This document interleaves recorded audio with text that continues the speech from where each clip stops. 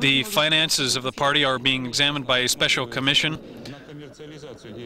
The path toward the commercialization of the party began as far back as 1989, although there were ideas of commercializing party activity back to 1918 or 1919. Today, in Moscow, the Deputy Prime Minister and Russian Press Minister Mikhail Poltoranin met with editors of newspapers. We remind you that on February 21st, the Russian President issued an order according to which 70% of paper must be sold by paper producers at a fixed price to newspapers which are on a specific list of the Ministry of Press. For the paper producers, this will soon become unprofitable because forestry and chemical products will still be sold at the previous prices.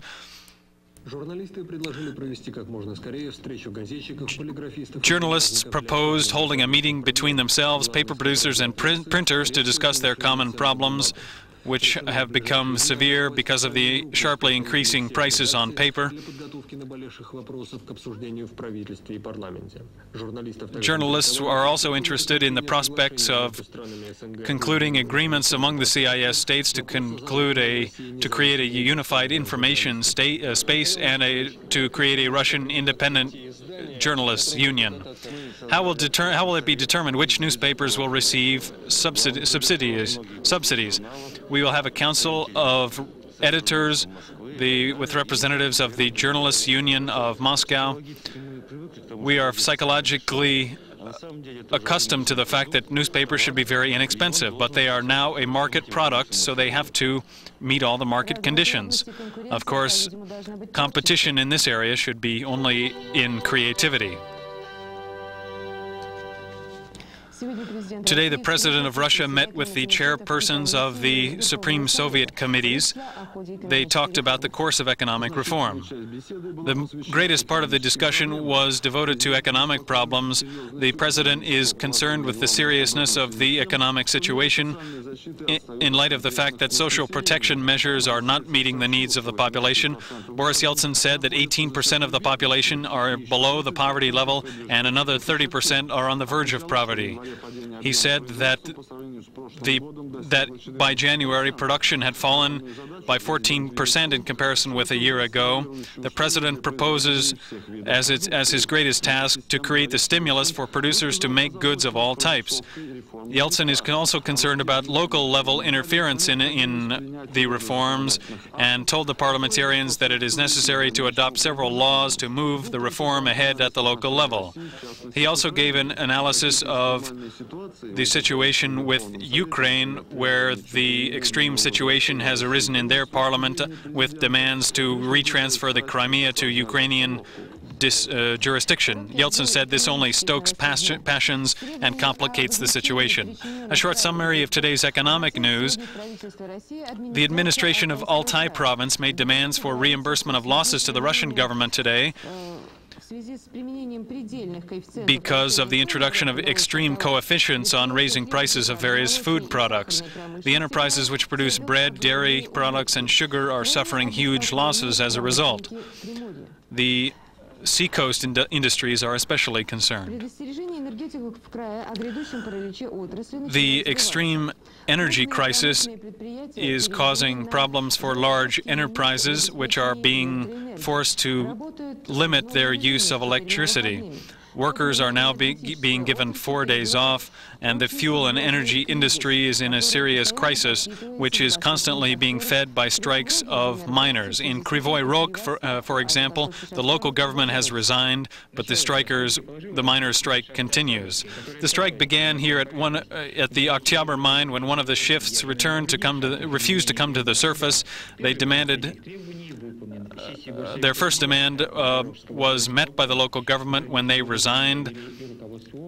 They also expressed lack of confidence in the regional leadership, the economic demands of the miners can only be met by the Supreme Soviet of the Republic or the Cabinet of Ministers of the Republic.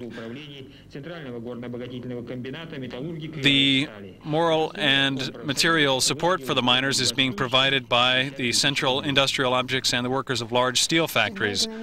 The Regional Council of Trade Unions will help these miners by providing 50,000 rubles. The fate of the economic reform will depend on how big the harvest is this year. In Kostroma region, all the collective and state farm leaders have resigned. The 15 directors based their decision on their inability to work independently of processing factories and equipment producers. Extreme measures to conduct the spring field work are being taken in Kyrgyzstan. In our mountainous area, spring also comes after the winter, and every time this is a disaster for the local agricultural strategists. From the sky, you can see that it is an emergency situation.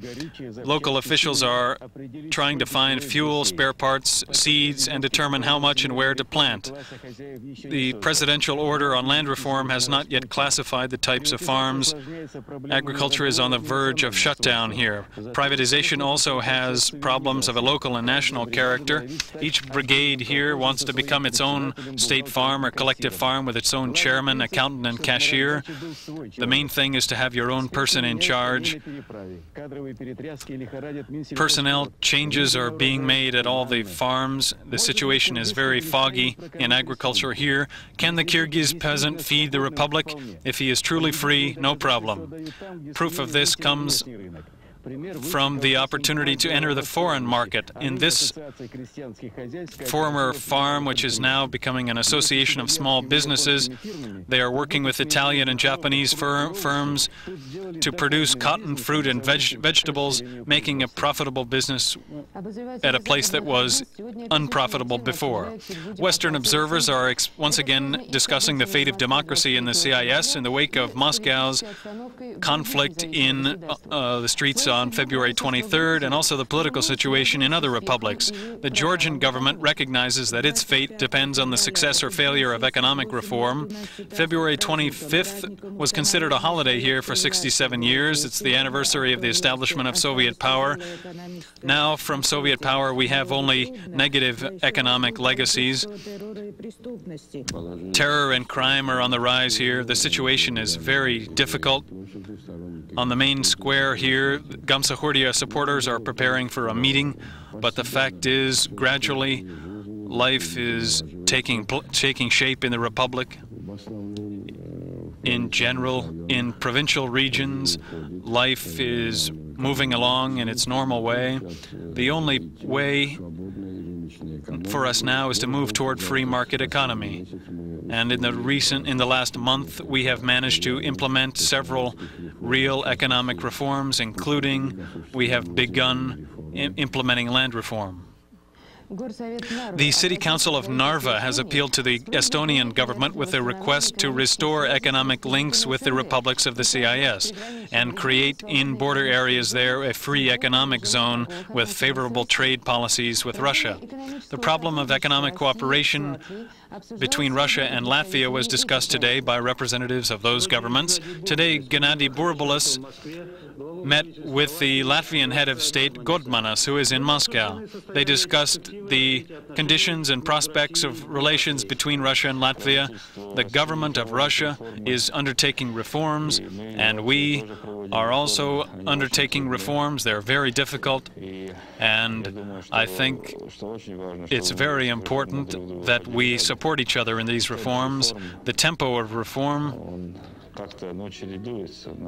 is connected in Latvia. In Latvia, where it's being done on a smaller scale. So it's very important that we work together. Today there were official negotiations between The sides, led by Yegor Gaidar and Mr. Godmanis, they signed an agreement on trade and economic obligations in the current year. Beginning today, registration for citizenship began in Moldova. By a decree, it was established that citizenship of Moldova is established by a stamp in the existing passport. The decree took effect when it was signed yesterday, and this morning many people all began coming to the passport offices. Some came to legalize their citizenship, others came to get information on their status in the Republic. The fact is that a law on citizenship was adopted before in the Republic. This means that people who live here and lived here before the Declaration of Sovereignty on June 23, 1990, have the right to become citizens of the Republic. Therefore, it was necessary for them today only to make an application to the appropriate organs. They must do so before July of this year. People who lived in the Republic before June 28, 1940, that is, people who are the native population of the Republic, do not have to fill out any